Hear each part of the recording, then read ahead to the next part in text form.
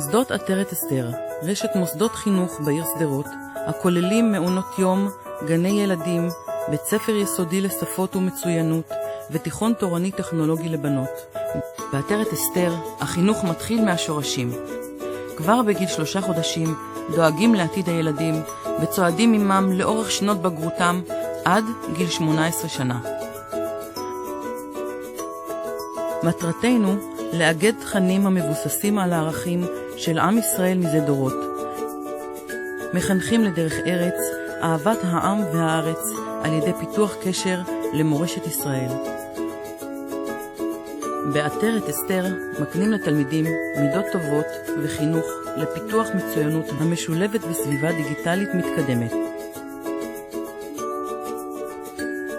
בעטרת אסתר שמים דגש על צוות מקצועי ומיומן, נתינת יחס אישי לכל אחד, רמה לימודית וערכית גבוהה, קיימים חוגים לפיתוח מיומנויות החשיבה וההעשרה.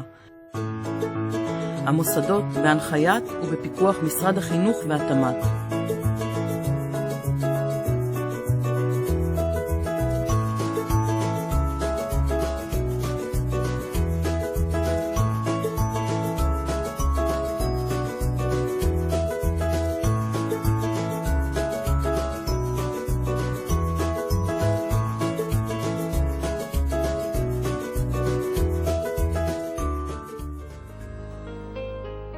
בעטרת אסתר, מעבר למסגרת החינוכית, דואגים גם לרווחת האוכלוסייה הנזקקת, לסיוע על ידי חלוקת סלי מזון בחגים.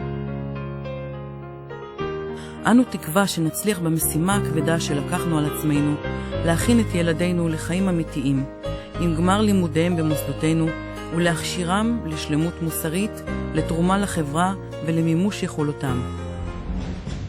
מזה 14 שנים, המציאות בעיר שדרות שבמערב הנגב חיה תחת מתקפת טרור וטילי קסאם.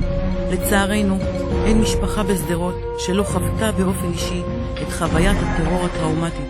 הפגיעות והצלקות הפיזיות, הרגשיות והנפשיות בקרב אלפי ילדי העיר יצרה מחד קושי רב ומורכב, ומאידך אתגר עצום להתמודדות.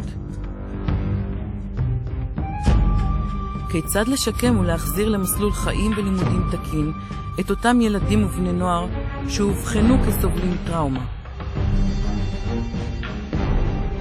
בעטרת אסתר חשבנו על הקמת מרכז תרפיה וטיפול באומנויות על ידי צוות אנשי